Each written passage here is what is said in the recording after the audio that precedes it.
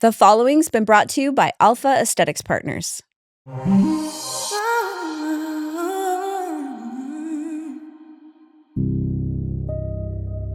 that particular night, my phone rang and my mom said, "I'm so sorry, baby. It was too late."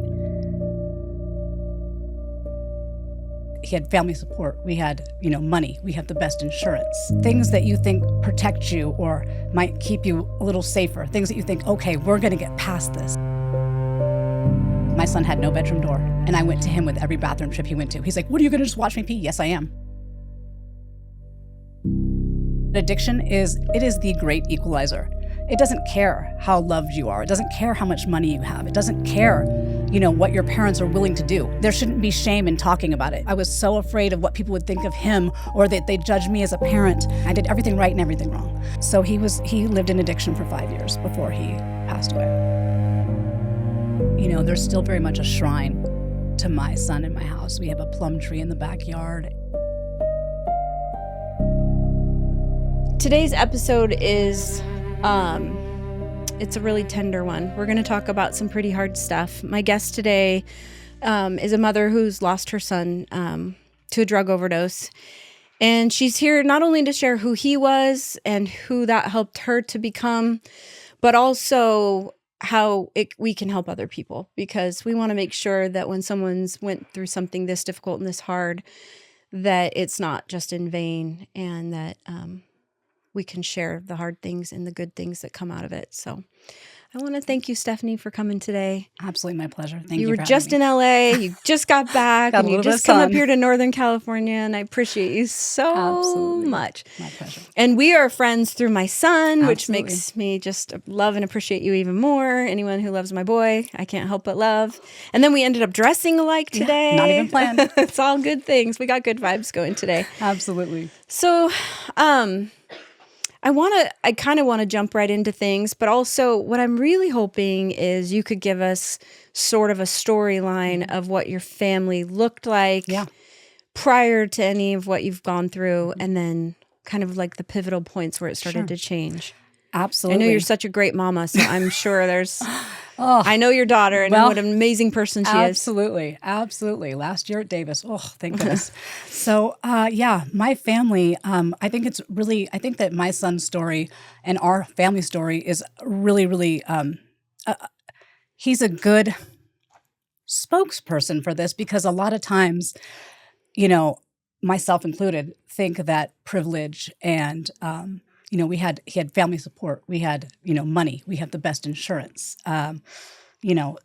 Things that you think protect you or might keep you a little safer. Things that you think, okay, we're going to get past this. This is going to be fine. But my son had a tragedy that happened to him when he turned 18. His girlfriend died tragically, and after that, it was kind of borrowed time we were living on. What was your family like before he went through that? Oh, my goodness. My son and my daughter were best friends. How far apart are they? 7 years. Okay, that's like Olivia and my youngest. Exactly. Yeah. So it's just, he was not only a brother, he was kind of like a little father figure to her too, because the 7 years, he was definitely that protective older brother. And he was my right hand. He was my rock, and so I think that also contributed to maybe why I didn't see things or believe things as soon as I should have, if that's even a thing. But he was just absolutely my rock. Gorgeous boy, top of his class, and everything you would hope for. Mm-hmm. Everything. And then his girlfriend passed away. Yes. How long was that his girlfriend? 3.5 years. Oh, wow. Yeah. Okay. Mm-hmm. That's rough. Yes. And she, tragically, she took her own life. Mm. And he obviously could not recover from that. Mm-hmm. And after that, it was just, trying to save his life. He was in rehab 3 times. When he passed, he had been out of rehab 2 weeks. Wow. Yeah. Wow. Yeah. So prior to his girlfriend passing away, did he have drug use in his life? Yeah, I believe he did. I believe he smoked weed, which is where a lot of people start. And that's interesting to hear a mom in your shoes, because By the way, I will profess my ignorance on this, so please be patient with me as I Absolutely. might ask really stupid questions. But the only good thing about it is that I'm sure there are other people as ignorant as me listening to this that are probably too afraid to ask the stupid questions. So I have heard multiple times that weed is not a gateway drug. But then to hear someone who's walked through what you were continuing to walk through, you would say most definitely it was. I would say that it depends on the person. And I will share with you, I'll be very frank with you. When I was a teenager, I had tried smoking weed and nothing ever happened to me. And I obviously grew out of it. It never really was. Didn't have power over you. It did not. And so my son was a straight A student. He was doing everything he was supposed to do. And I thought, okay, I didn't think anything about it would really, looking back now, hindsight is always 20/20. And, it was nothing that I knew about openly, but now looking back on it, it started somewhere. And with him, it was definitely that. How young do you think you started smoking weed? 18, when he was out of high school, Okay, got it. And then his girlfriend passed away. And then how quickly after that did things Then what had escalate? happened very, very fast. I would say very fast. It started out with prescription of Xanax because he was very anxious. That's what you would diagnose. Yeah, you would give someone with what he's walking through. Correct. Yeah. And we did counseling as a family. We did everything. I did everything right and everything wrong. And it took. So he lived in addiction for 5 years before he passed away. Yeah. What was your first sign? The first sign was, I would say, what is wrong with your eyes? And he'd say, well, see, this is the other thing. He said, I smoked weed. And I thought, okay. And he's an adult. Yeah. And it's legal. That's so right. He can, absolutely. Yeah, what are you going to do? Exactly. And I thought, gosh, I don't remember. I mean, he looks real lethargic. I thought, I don't remember that, but it's been 30 years. I don't know. See, and this is the kind of information I feel like is going to be really helpful to parents. It is. We've had a lot of, gosh, it's really hard for me to even say, drug overdoses with young people in the town that I'm from in Folsom. And it's the number one from killer. Very, like you were saying at the beginning of this, from very affluent families with all the resources and all the tools and very dedicated parents. And so I really want to get into the nitty gritty of what you're saying about what those signs were, because I think that's what we're missing. We're talking about how dangerous it is, and we're talking about how scary it is, but we're not talking about what it looks like to a parent that doesn't know. Okay, absolutely. What it looks like is the child that you used to know, they become a stranger to you. So at first, it takes a while. It took a while. It took probably a solid year of me going, wait a minute. Then my parents have a very good relationship with my children too, and are very close to us. They would take him, they'd go out to lunch with him probably twice a week. It was totally normal for them to pick him up, from school or to meet. And they'd say, he was really tired at lunch. And I was like, wait a minute.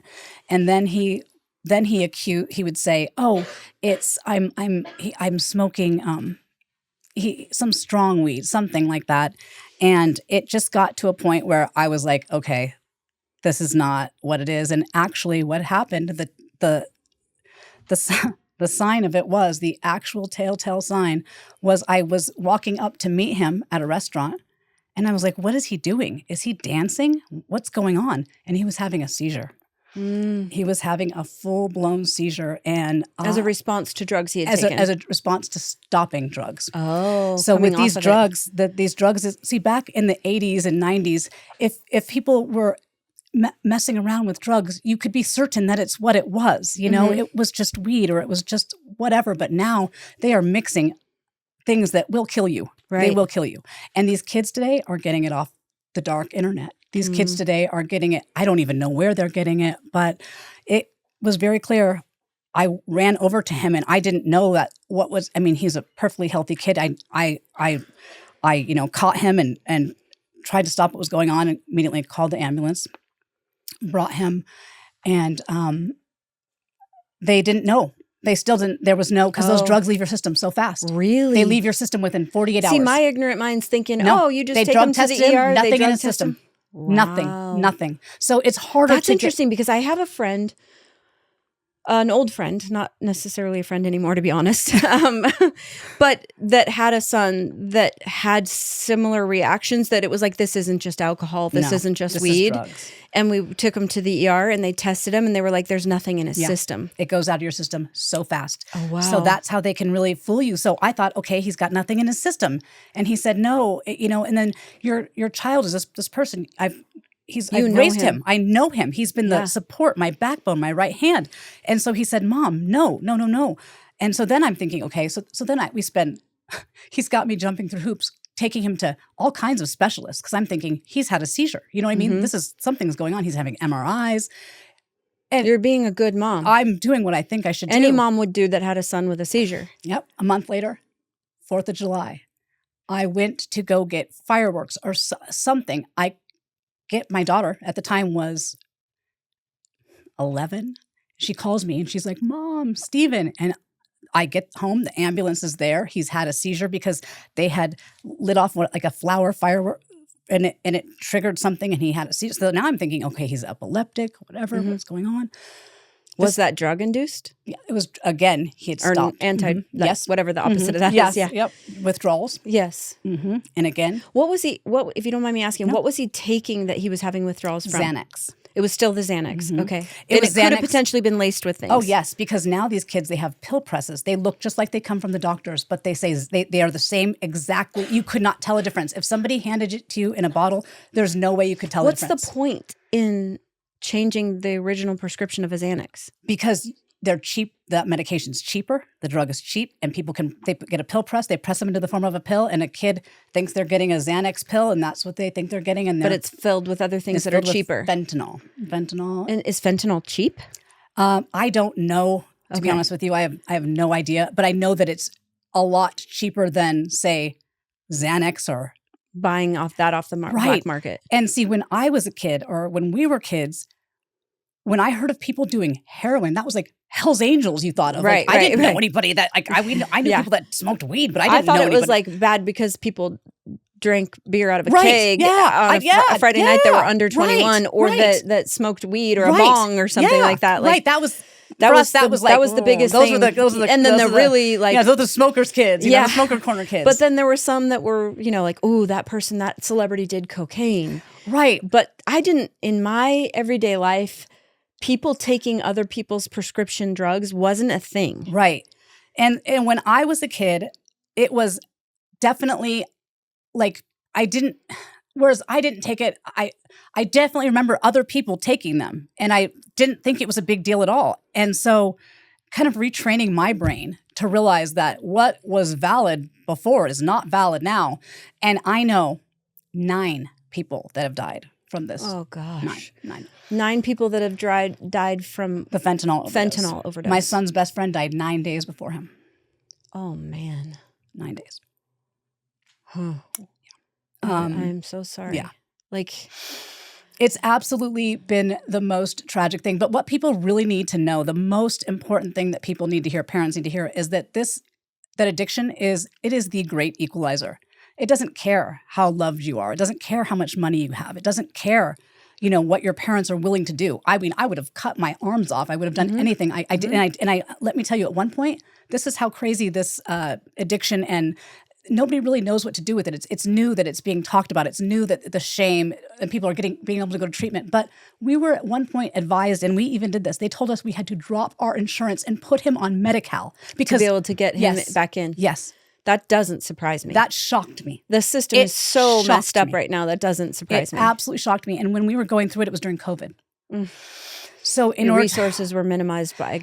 And then he'd have to pass a COVID test and wait, and then pass another COVID test. And then it's like, okay, but what am I going to do with him in this week while we're trying to get this COVID test passed? Because it was, they go to detox and then they go to rehab, and you're just trying. I mean, I was at one point, because it got to the point where I couldn't have him in my home. Because I did not want my daughter to find him dead.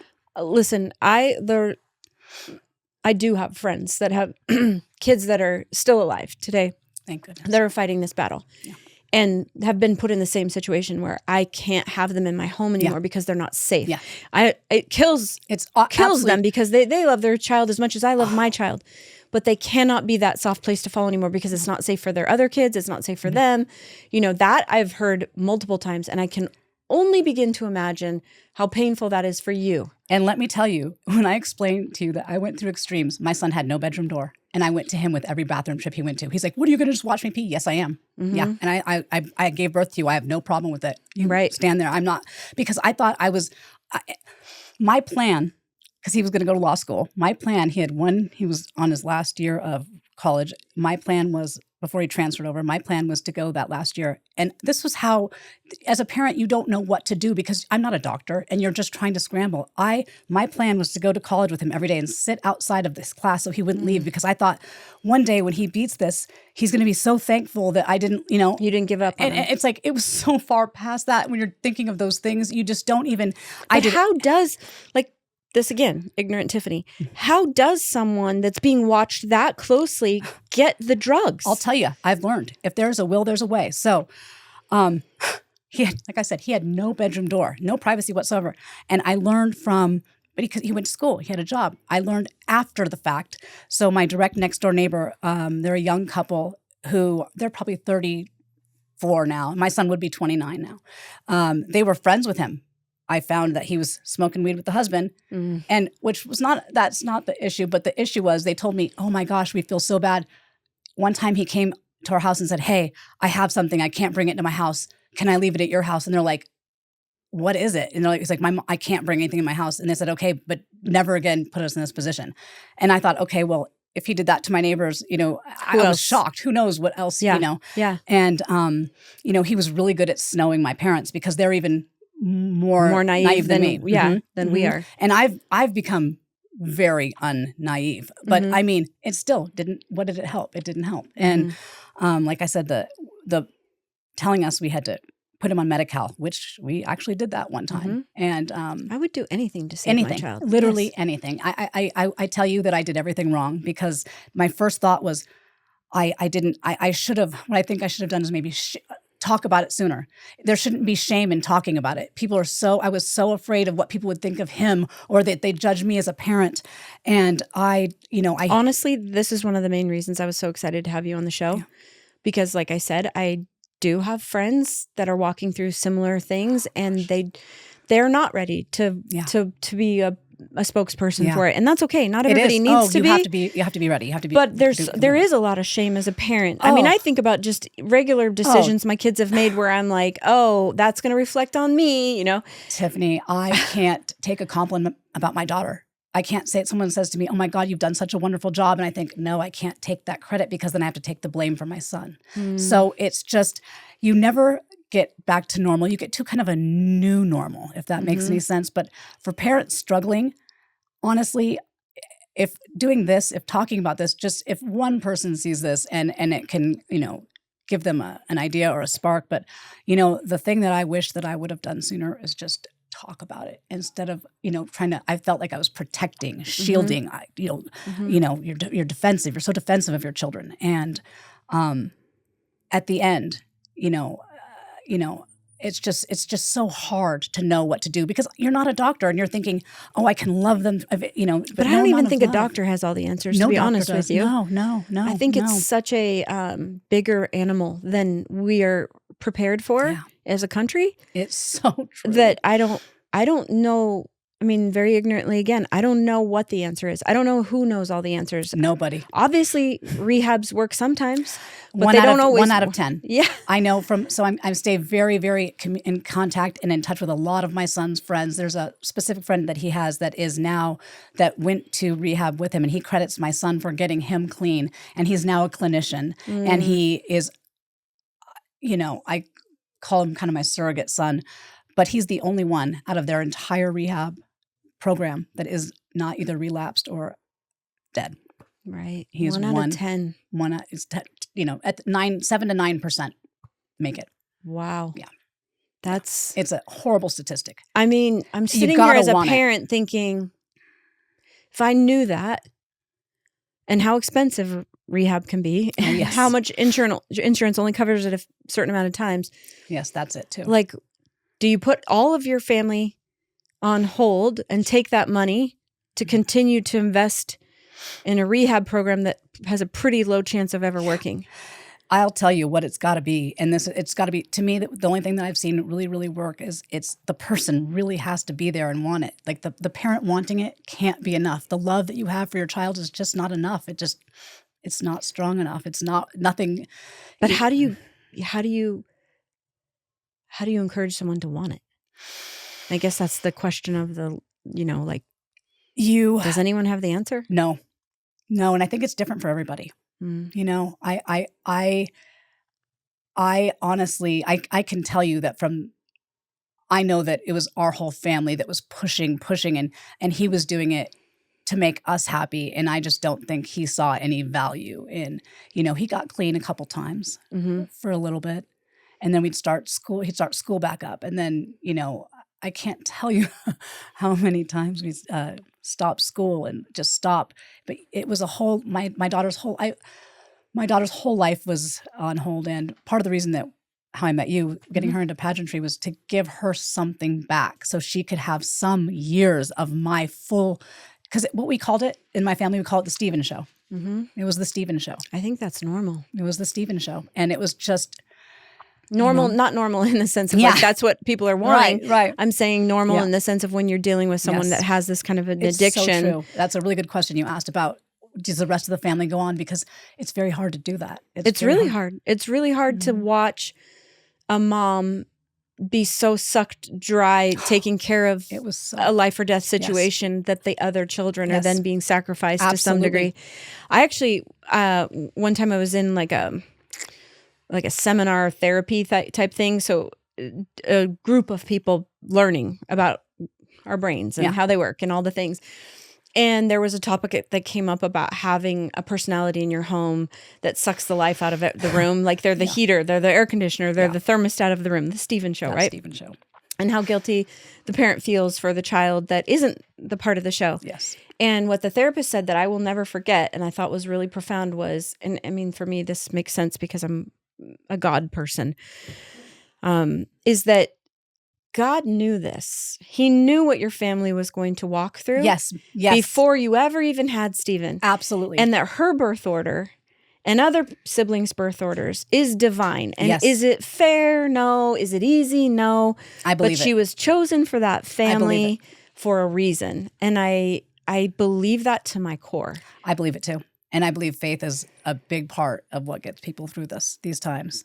And it took me a long time because I couldn't figure out, everybody wants to know a why, but why, what could I have done? And the answer is nothing. Right. The answer is nothing. Right. If you had the opportunity to do it over, like you kind of knew what the battle was going to be ahead of time, and you knew you weren't going to have the power you hoped you had as a parent, and all the things you know now, but you got to do a do-over. I hate to ask it almost to a certain degree because I don't want you to leave here with regret as a mom, but I want other parents to be able to learn from you. If you had the opportunity to do a do-over, knowing what you know, what would it look like? It would look exactly the same. Yeah. It would look a mom exactly fighting for her son every single day. No parent should ever outlive their child. And I wasn't able to give him a proper service. Like I said, it was COVID. And there's still very much a shrine to my son in my house. We have a plum tree in the backyard, and there's some days where I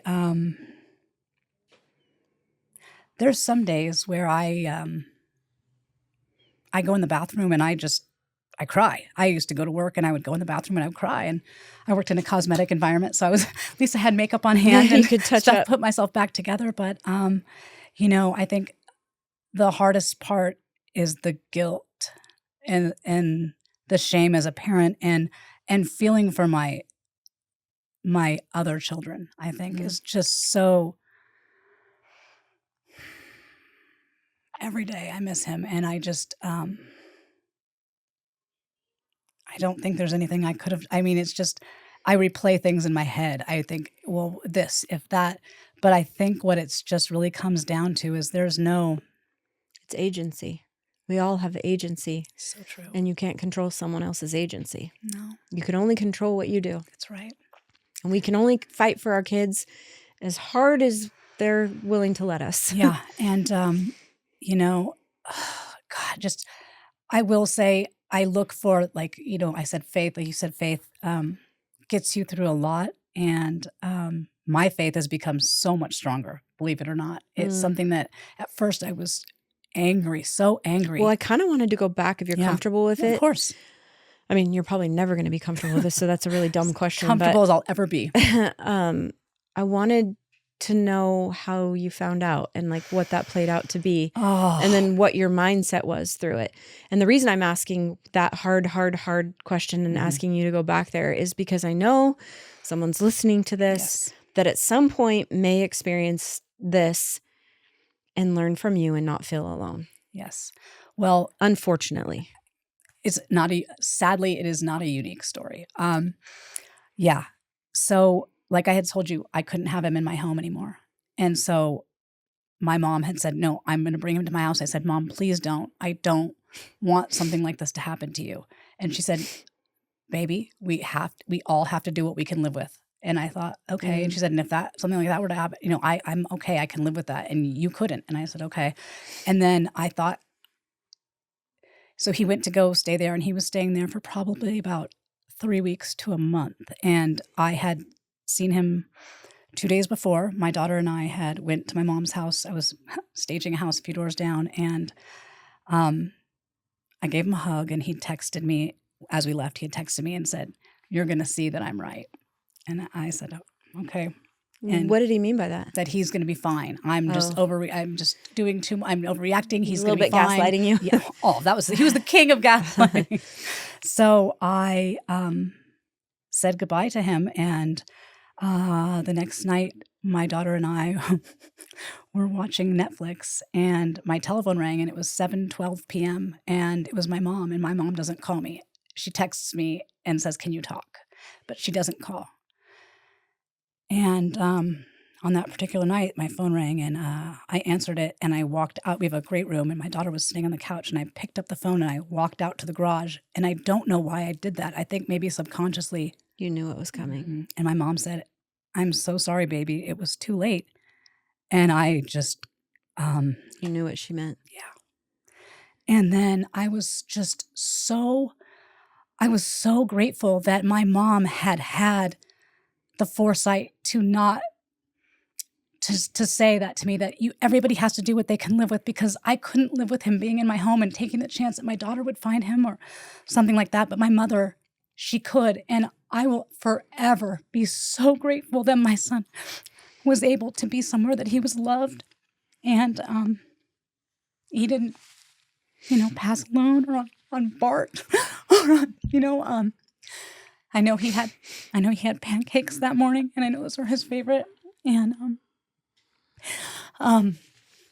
I know that he was in his bedroom. Really he was loved.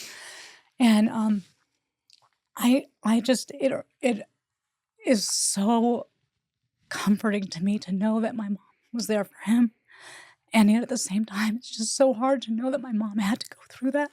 Yeah. That was really, really hard. And I just think she is so strong. And I live in Concord. She lives in Lafayette. It's about a 15-minute drive. And I was just kind of numb, and I made the decision not to go to her house to see him, because I didn't want to remember him like that. I didn't want to see that, because I knew he wasn't there anymore. I knew he'd already gone. Right. And I thought, if I see him... I've heard of that before with people that are like, hey, I don't want to remember him I like that. I didn't. And I said, should I come over? And she said, probably not. And I've never regretted that. It'll be 5 years on January 10th.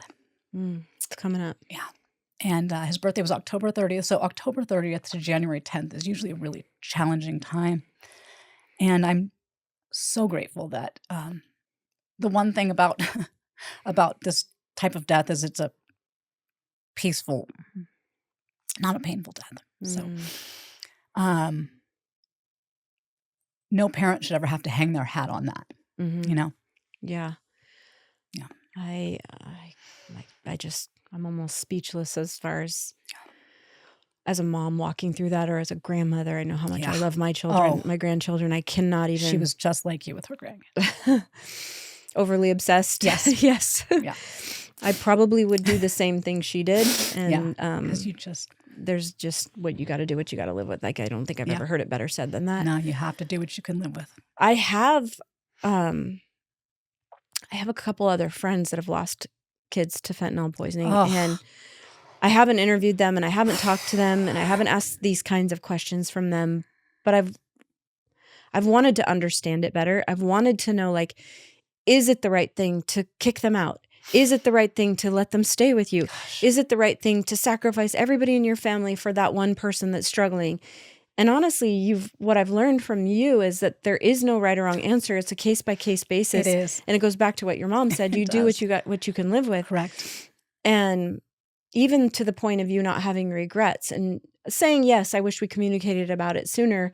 But in the bigger picture, like, there are no regrets. You did everything you possibly could to fight for him in every possible way that you could. Everybody in my family, it was a family. It was a group effort. I mean, it was a group effort, and it was a group effort. So here's now my next question that turns the corner a little bit. Okay. I'm going to project for a minute. Please don't take it on. I think you're a very confident woman and probably had plenty of therapy to not take on what I'm about to project. Sure. I think I would go to rage. I think I would go to screaming, yelling, fighting this war on drugs. I think I would find the person that sold the drugs. I would probably kill them with my bare hands. I think I'd put them on a corner, taped to a pole. You know, I would do all of the worst possible things I could think of to anyone that had a part in that process of my son. Mm-hmm. So how did you get through that part, that window? Because that's not who you are today. I don't know if you were. I don't know enough about it to know. You know, the kind of parent that I was, I'm going to take you back a little step further. So the type of parent that I was, I am obsessed with my kids. And my son, I'm the kind of mom, this is why it just took me by such surprise. When my son is having anybody, even when he was 17, I would tell 18, 19, 20, I don't care about chronological age. You're my kid, you're in my house, I'm asking all the questions. Yeah.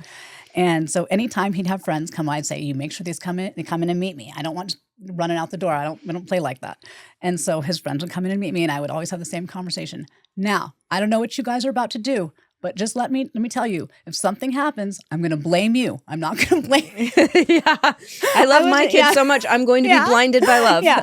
And I was kind of half joking, and his friends all, love me. We'd have a joke, but I'd like to, to meet everybody. And I liked to that part. So after it happened, I actually didn't feel that way, to be honest with you. That was not my reaction. And that's me assuming something I've never walked through. No, because for the first 6 months after it happened, I wasn't even alive. I was walking through, I wasn't even really aware of. I didn't work for a year. I didn't do anything. I mean, I traveled with my daughter, but I wasn't aware of anything. And actually, I kind of take a different approach to it.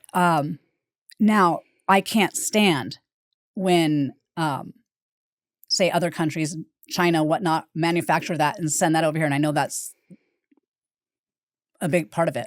But a lot of these people a lot of the fentanyl is made here in our country, is made, in our neighborhoods. And a lot of the people that are selling it are addicts too. Mm-hmm. And I'm not condoning it at all. It's awful.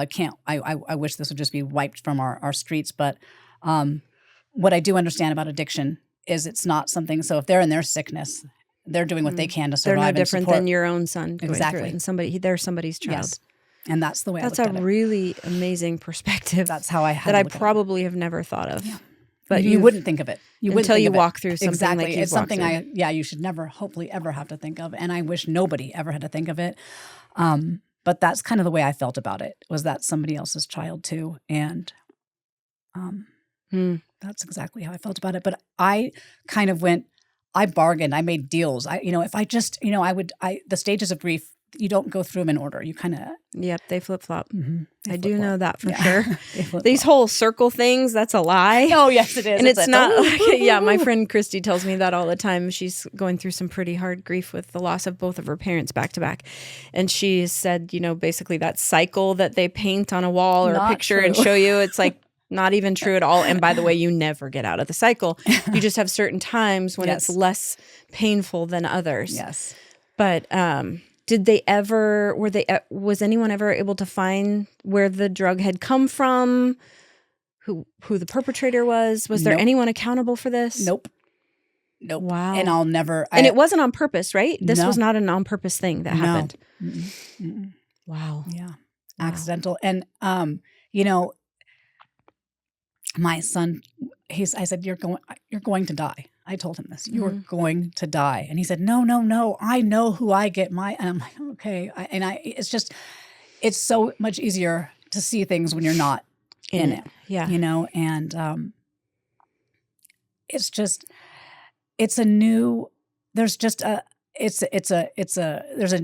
just a piece of my heart that is forever just kind of, it's just missing. It's just turned off. And, but you have to make it worth it. There's got to be some reason. And so our talk is one of the reasons. Hopefully this can help. If anybody hears this, my daughter talks about it all the time. Right. You both do a great job sharing your family story. You have to, because no parent should ever outlive their child. Right. And even if it's just, I think if people talked about these things, how much sooner, I think if you maybe were to get people into treatment sooner before it's past that, before it's, before you've gone around the corner.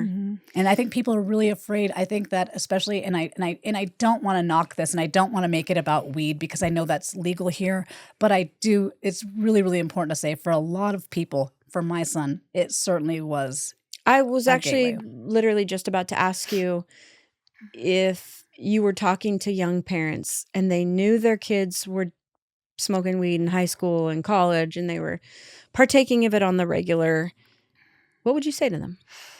I would say, at this point, if they're partaking on the regular and they're at this age, I hate to say this, but I feel like it's not too late, but they're already set in their ways. I think the time is a lot younger. I think that people need to talk to their children about this a lot younger. When you say a lot sooner. younger, what do you mean? Elementary school. Really? It needs to be elementary school because my son and my family was lucky enough to take part in there's a program called Into Light, and they go around the nation. My son was in San Bernardino, the anthropology museum, and his story was featured because it was featured 41 people die it was 11 minutes at the time that happened. And that's crazy. Yeah. In the United States? Yes, in the United States. Wow. And 41 people would die 11 minutes. every 11 minutes and that was in fentanyl. 2021. Mm-hmm. Yeah. Whoa. And my son was just one of the statistics. And there's just it's absolutely dreadful. And the scarier thing is right now is that fentanyl, although it's terrifying, there's evolution and there's now worse things that are coming up. So be aware, keep your kids in sports. And when they start to change, don't just, you got to be on top of them. You've got to be, I am in my daughter's business. I stay in her business. Right. And, I feel like as our kids get older and we have to give them autonomy and they have to, we have to give them trust, but we have to really just, you've got to have the stick with them. Conversations younger.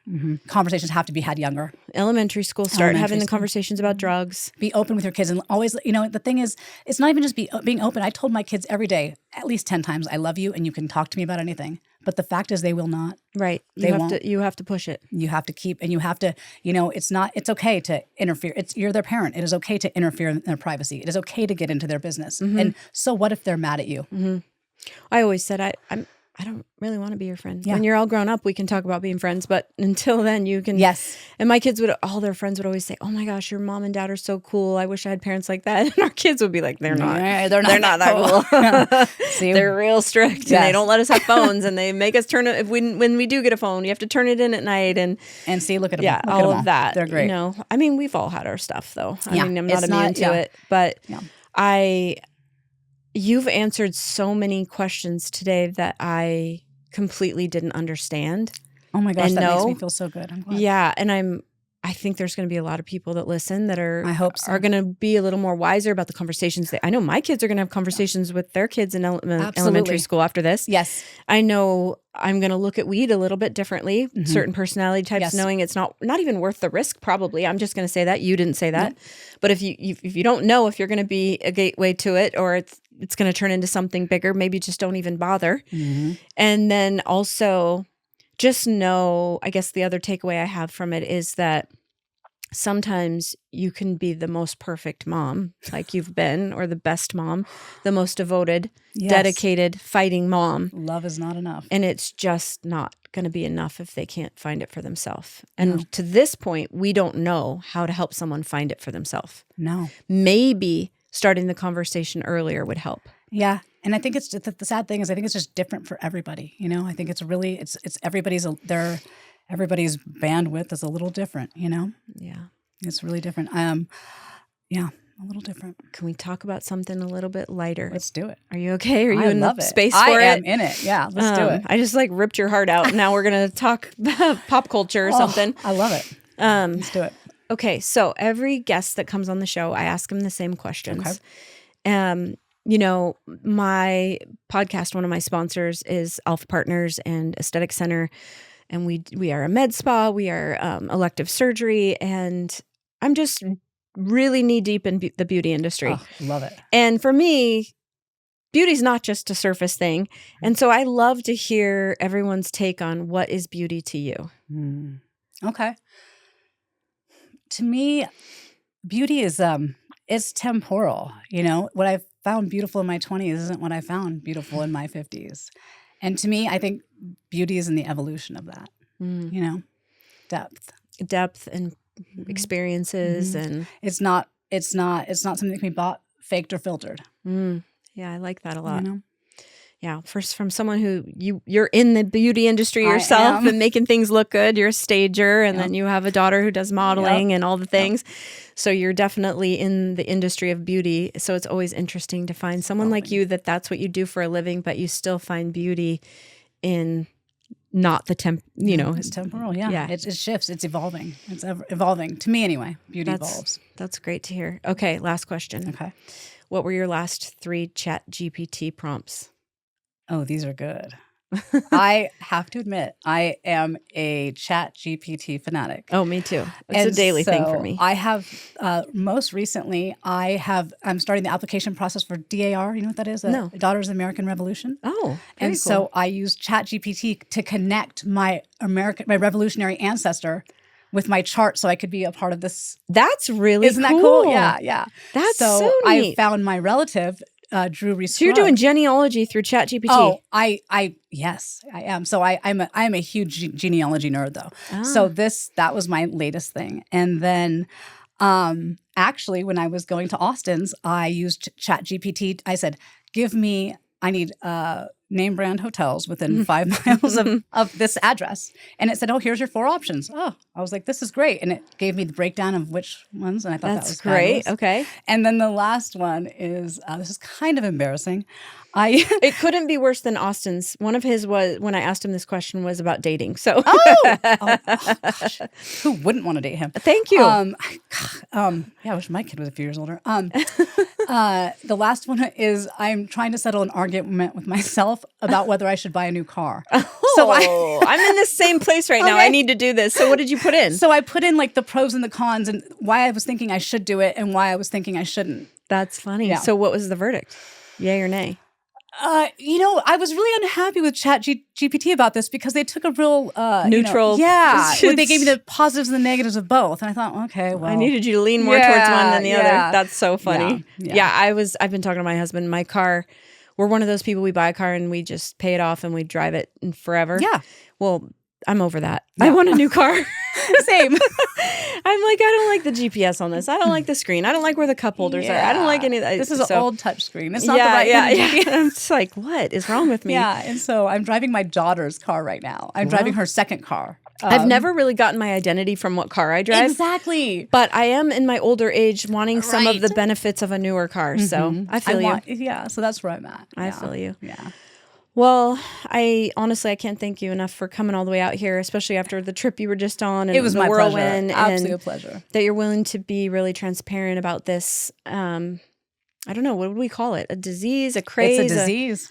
Yeah. It is a What's disease and taking it's an America. epidemic. It's an epidemic that's is. taking America. It is. I saw somebody post the other day, it's more of an epidemic than COVID was. And COVID shut the entire country down. It is. And, I always think, I've talked to so many other parents about this, and I have a pretty good TikTok. And, you always find a silver lining. And I've met a mother who lost both of her sons. Same way, year apart from each other. Whoa. And then her husband took his life after that. Oh my gosh. And so I'm thinking, oh my goodness, it can actually be get worse. Yeah. And so, my prayers are for her. I just literally can't even imagine. No. Well, thank you for coming. My pleasure. And Thank you. I hope to see you sooner than later. You will. Thanks. My pleasure. Thanks for watching. If you like what you saw, subscribe for more stories like this.